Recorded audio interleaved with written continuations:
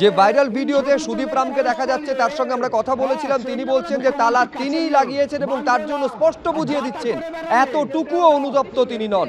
কি বলেছেন সুদীপ রাম দেখুন। তালাটা আমি খুলেছি, আমি লাগিয়েছি, তার জন্য আমাকে যে যে যাই শাস্তি দেওয়ার আছে দিয়ে দিক।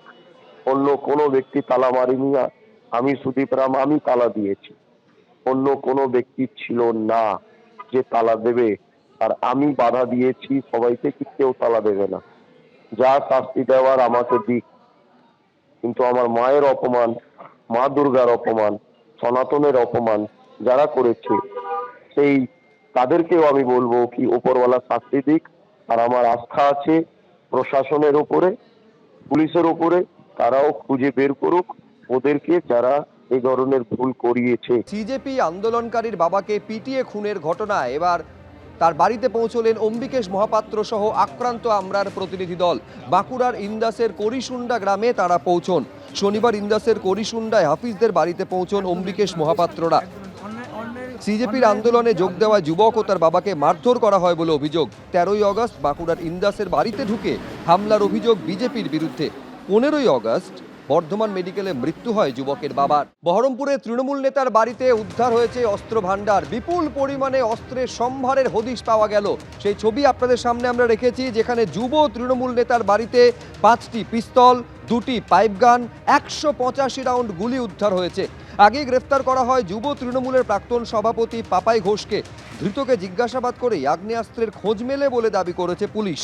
দুষ্কৃতী তাণ্ডবে আলিপুর থানার পুলিশকে দেখা গিয়েছিল মাথা ফাইল দিয়ে বাঁচাতে, আর ঠিক সেরকম না হলেও থানায় রাজনৈতিক দলের কর্মীদের হামলার ঘটনা ঘটল আরও একবার শহর কলকাতার বুকে, এবার উত্তর কলকাতার এন্টালি থানায়। যখন 14ই আগস্ট রাতে এই থানার ভেতরে পুলিশ কর্মীরা ডিউটি করছেন, ঠিক সেই সময় বিজেপির স্থানীয় নেতাদের নেতৃত্বে একদল লোক তারা থানায় চলে আসে এবং এই ঠিক এন্টালি থানা, সেই এন্টালি থানার যে গেট, সেই গেট চেন তালা দিয়ে আটকে দেওয়া হয়। একেবারে রাত্রির 12টা সাড়ে 12টা অর্থাৎ মধ্যরাত থেকে শুরু করে ভোর 4টে সাড়ে 4টে পর্যন্ত, অর্থাৎ ভোররাত অবধি থানার গেট তালা চাবি দিয়ে চেন দিয়ে বন্ধ করে রাখার ঘটনা ঘটে। কেন এই ঘটনা? তার কারণ পার্শ্ববর্তী এই একই এন্টালি থানার থেকে কিছুটা দূরে সেখানে একটি মাঠে দুর্গাপুজো হবে। সেই দুর্গাপুজোর দখল বিজেপির কোন গোষ্ঠীর হাতে থাকবে, কোন গোষ্ঠী খুঁটি পূজা করে দুর্গাপুজো করবে, তা নিয়েই মূল অশান্তি। আর সেই অশান্তির জেরে একদিকে যেরকম পার্কের গেটে পড়ে গেল তালা, কর্পোরেশনের পার্ক কেউ ব্যবহার করতে পারছেন না, আর ঠিক তখনই সেই ঘটনার রেশ আছড়ে পড়লো এন্টালি থানায়। কাদের নেতৃত্বে এই ঘটনা ঘটলো? থানার উল্টো দিকেই ভোটের আগে বিজেপির তরফে যে পোস্টার দেওয়া হয়েছিল প্রচারের জন্য, তাতেই দেখা যাচ্ছে সুদীপ কুমার রামের নাম, যার পরিচয় দেওয়া আছে জেনারেল সেক্রেটারি বিজেপি উত্তর কলকাতা জেলা। এই সুদীপ রাম, তাকে দেখা যায় সেখানে চেন তালা দিয়ে চাবি দিয়ে থানার গেট তিনি আটকে দিচ্ছেন।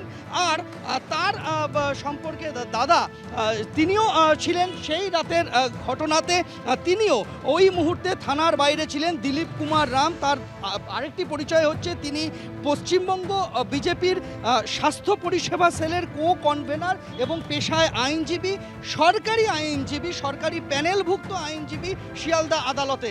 তাদের উপস্থিতিতে এই ঘটনা ঘটে বলে অভিযোগ, এবং যে ভিডিও ফুটেজ ভাইরাল হয়েছে তাতে দেখা যাচ্ছে তারা উত্তপ্ত এবং কটু কথা বলছেন থানার বাইরে দাঁড়িয়ে পুলিশকে লক্ষ্য করে, এবং থানার গেটে তালা ঝুলিয়ে দিচ্ছেন সুদীপ কুমার রাম, এবং তার দাবি তিনি তালা ঝুলিয়েছেন এবং তিনি তালা খুলেছেন, তিনি তালা ঝুলিয়ে বেশ করেছেন, এমন বক্তব্যই উঠে এলো সুদীপ কুমার রামের কাছ থেকে। আর এ ঘটনা সামনে আসার পর অস্বস্তিতে কলকাতা পুলিশ, একটি লিখিত অভিযোগ দায়ের হয়েছে। সেই অভিযোগের ভিত্তিতে তদন্ত শুরু হয়েছে, এমনটাই পুলিশ সূত্রে খবর।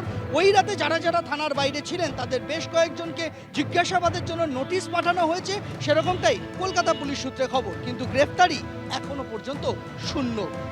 সন্দীপ পালের সঙ্গে সন্দীপ সরকার, এবিপি আনন্দ, কলকাতা। এবিপি আনন্দ, এগিয়ে থাকে, এগিয়ে রাখে।